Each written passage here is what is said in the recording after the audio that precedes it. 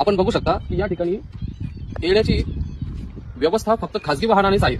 वरती गडावरती येण्यासाठी या ठिकाणी रस्ता आहेत आणि या ठिकाणी या केलेल्या पायऱ्या सुद्धा आता या 4-5 वर्षापूर्वी या पायऱ्या केलेल्या आहेत। आपण बघू शकता की आल्याच इंटिनच या ठिकाणी तुळशी वृंदावन आहे।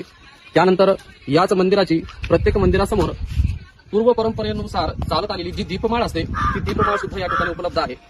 हवनादी कर्म पूजा पाठ वगैरे करण्यासाठी यज्ञाची सुद्धा या ठिकाणी स्थापना आहे।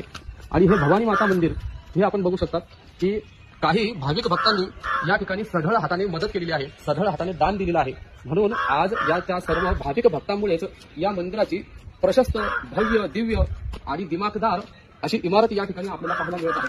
तसंच या मंदिराच्या बाजूला म्हणजे डाव्या हाताला सुद्धा या ठिकाणी बरेचसे एक 2-4 मंदिर आहेत। ते मंदिर सुद्धा तुम्हाला या व्हिडिओमध्ये मी दाखवत आहे। आपण बघू शकता की हा किती प्रशस्त परिसर आहे। प्रत्येक ठिकाणी पाण्याची सुद्धा व्यवस्था केलेली आहे। या झाडांना पाणी पुरवण्यासाठी या ठिकाणी पाणी नळी वगैरे या सगळ्या व्यवस्था कर्मचारी सुद्धा इथले व्यवस्थित आहेत। जे कर्मचारी आहेत ते आपापलं काम अत्यंत व्यवस्थितरित्या या ठिकाणी करताना आपल्याला दिसतात। आपण बघू शकता की या ठिकाणी हनुमान मंदिर आहे, मारुती मंदिर आहे। हे मंदिर ज्यावेळेस मंदिराची निर्मिती झाली त्यानंतर हे सगळे मंदिर स्थापन करण्यात आलेले आहेत। आपण बघू शकता की या ठिकाणी मोठ्या प्रमाणात भाविक भक्त आजूबाजूचे जे काही गावातील लोक आहेत ते लोक दर मंगळवारी किंवा शनिवारी या ठिकाणी येतात, पूजा अर्चा वगैरे या सगळ्या गोष्टी या ठिकाणी करतात आणि या ठिकाणी उत्सव साजरा करतात। तसंच आपण बघूयात अजून मंदिर आहे, मी तुम्हाला दाखवतो। या ठिकाणी खंडोबाचं सुद्धा मंदिर आपल्याला बघू शकता। खंडोबा मंदिराची सुद्धा स्थापना केली आहे आणि महादेव मंदिर सुद्धा या ठिकाणी आहे। या जागेची खासियत म्हणजे की इथे भयंकर शांतता आहे, अत्यंत शांतता आहे। इतकं शांत वातावरण आपण पुणे नगर या जिल्ह्यामध्ये बघायला अत्यंत दुर्मिळ आहे। कोणत्याही वाहनांचा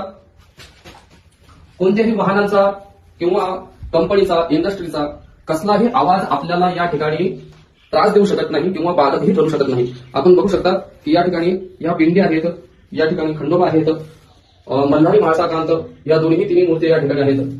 ह्या सुद्धा मंदिर स्थापनेच्या आधीच्या मूर्त्या आहेत अशी माहिती आपल्याला गावातील लोक या ठिकाणी देतात। तसंच आपण बघूया की या ठिकाणी महादेवाचं सुद्धा मंदिर आहे, ते सुद्धा तुम्हाला दाखवतो।